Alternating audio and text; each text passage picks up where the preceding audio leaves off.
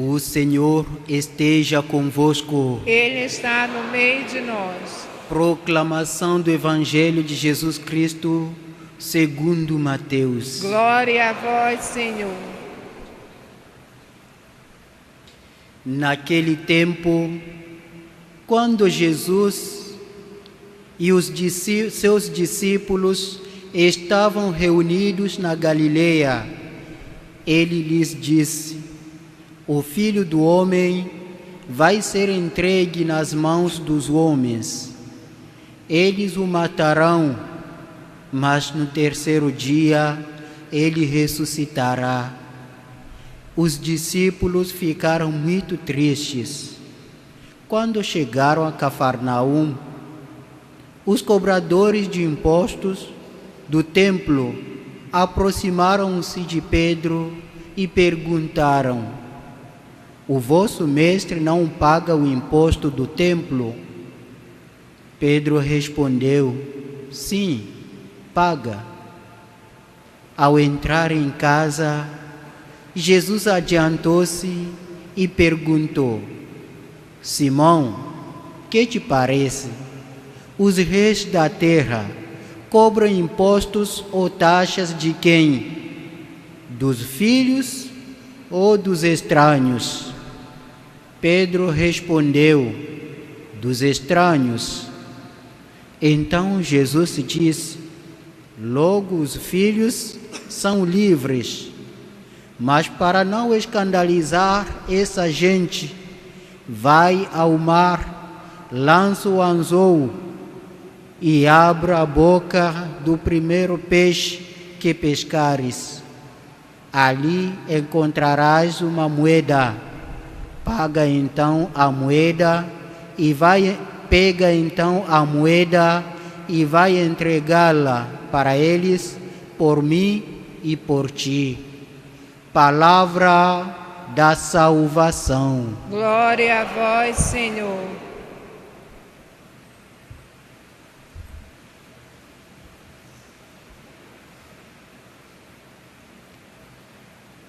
Estamos reunidos nesta Basílica Santuário para nos alimentar a esta mesa da palavra e logo em seguida a mesa da Eucaristia. O Evangelho que a liturgia nos apresenta hoje está construído em torno de duas partes. A primeira parte nos anuncia a paixão de Jesus Cristo, a sua morte e ressurreição. E a segunda parte nos apresenta esse questionamento dos cobradores de imposto sobre a pessoa de Jesus, se ele deve pagar, sim ou não, os impostos. Nesta primeira parte, Jesus está anunciando pela segunda vez a sua paixão. Lembramos-nos que quando Jesus perguntou a seus discípulos o que dizem os homens ser o Filho do Homem, os homens responderam, os discípulos responderam que Jesus era Elias, Moisés, uns dos profetas. E Jesus continuou a pergunta: e vós, quem dizeis que eu sou? Aí Pedro fez a profissão de fé: tu és o Cristo, o Filho de Deus vivo. A partir daí, Jesus começou a anunciar pela primeira vez a sua paixão. Aqui estamos no capítulo 16 do Evangelho de São Mateus. E hoje, Jesus anuncia pela segunda vez a sua paixão. A paixão de Jesus é o plano que ele vai realizar para a salvação da humanidade. Ele é muito consciente da sua missão, a missão de resgatar, a missão de salvar todos os homens. Quando falo da paixão de Jesus, eu vejo nesse instante todas aquelas pessoas que estão sofrendo como cristãos, sofrendo na fidelidade à fé cristã, por motivo de doença, por motivo de perseguição, passando por diversas provações, mas continuam guardando esse tesouro precioso que é a fé cristã. E nós, cristãos, devemos saber disso. Todas as vezes que enfrentamos essas dificuldades humanas com fé, estamos nos associando à paixão de Jesus Cristo. Jesus anuncia esta paixão justamente para chegar à ressurreição. Para Jesus salvar a humanidade, ele passou pela paixão, a morte e a ressurreição. E nós cristãos, quando renunciamos ao pecado, quando aceitamos de morrer para o pecado e manter esta fé, nós conquistamos pouco a pouco esta felicidade, esta ressurreição com Jesus Cristo. É por isso que é necessário alimentar-nos constantemente com os sacramentos para que nós tenhamos a fé firme e resistente às pressões, particularmente à tentação do desânimo, à tentação da murmuração. Nesta primeira parte do Evangelho de hoje, nós somos convidados a interiorizar os mistérios da nossa salvação, centralizados na Páscoa do Senhor. Esta Páscoa se tornou possível porque Jesus aderiu ao plano do Pai. E a segunda parte do Evangelho de hoje é este questionamento dos cobradores de impostos. Estão questionando Pedro. Pedro, diga-nos, o vosso mestre paga os impostos do templo? Pedro, na sua inocência, sem pensar duas vezes, respondeu que sim, Jesus paga os impostos.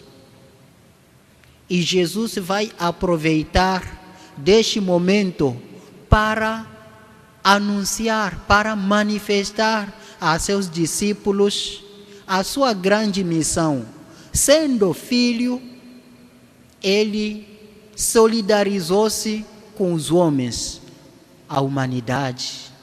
Por isso que Jesus pergunta a Pedro, diga-me, Pedro, os reis da terra, de quem cobram os impostos? Dos filhos ou dos estranhos? A resposta de Pedro é que os reis cobram os impostos dos estranhos.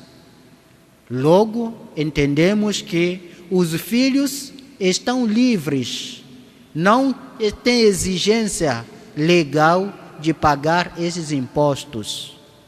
Aqui aproveito para lembrar que os judeus, todos os judeus, naquele tempo de Jesus, os judeus de sexo masculino tinham o dever, a obrigação de pagar os impostos do templo. Mesmo aqueles que viviam fora do território de Israel, mas se reconhecendo como judeu, deveria mandar o seu imposto do templo. E Jesus vai perguntar então, se é o filho que deve pagar os estranhos.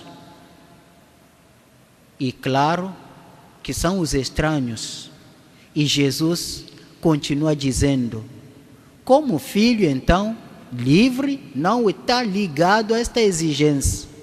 Mas, para não escandalizar ninguém, Jesus se solidarizou para pagar este imposto. Aqui nós encontramos o primeiro ensinamento desta segunda parte do Evangelho de hoje: evitar de ofender evitar de escandalizar os fracos. Jesus cumpriu esta exigência legal não porque tinha a obrigação, mas para evitar de escandalizar esses menores. E nós, como cristãos, devemos entrar neste plano de Jesus, devemos entrar nesta dinâmica de Jesus, evitar aquelas coisas que ofendem os nossos irmãos e irmãs. O segundo ensinamento que podemos encontrar nesta segunda parte do Evangelho é a fidelidade em observar as leis da pátria. Muitos de nós transgridem as leis da pátria. Muitos de nós não obedecem àquilo que constitui a ordem pública. E Jesus nos ensina hoje que, como cristãos e cidadãos, somos convidados a respeitar essas prescrições, à condição que elas estejam justas, porque as leis injustas, em nome de ser cristão, não podemos aceitar. É isto que Jesus nos ensina nesta segunda parte do Evangelho de hoje. E ele nos mostra a necessidade destes impostos, ao que servia o imposto do templo. Nada mais, nada menos do que a manutenção do templo. É isto que a direção do imposto que cada cidadão deveria pagar. E nós hoje podemos nos perguntar: somos fiéis na manutenção da nossa igreja? Nossa igreja depende de quem para se manter, para a sua manutenção? O dízimo que nós cristãos temos como orientação é por esta finalidade, para a manutenção da igreja. Não temos uma exigência de cobrança legal para dizer, se não pagar o dízimo, vai responder ao tribunal de justiça. Não temos esta exigência. Mas a nossa consciência, a nossa fé deve ser o único critério para nos orientar, de tal modo que saibamos que o dízimo é um compromisso cristão, um modo de agradecer a Deus e para que a sua obra não sofre de nenhuma falta nem carência. É desta forma que nós também podemos entrar nesse ensinamento de Jesus hoje. O cristão é a presença de Jesus onde quer que esteja. O cristão é filho e filha de Deus em Jesus Cristo. O cristão deve se solidarizar com a sua igreja, deve se solidarizar para buscar o interesse comum, tudo para a maior glória de Deus.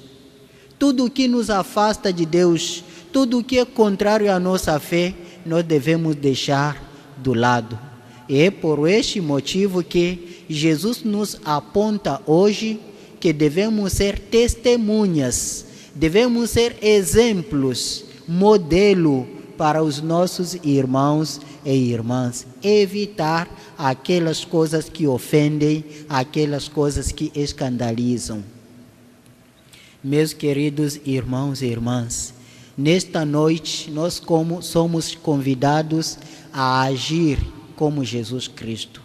Nós somos convidados a colocar toda a nossa atenção em cumprir a vontade do Pai, seja em enfrentar os desafios que a vida nos propõe, seja para viver a nossa fé observando os mandamentos que o Senhor Deus nos colocou.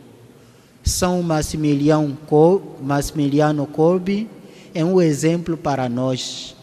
aceitar um pouco de sofrimento em favor dos nossos irmãos e irmãs.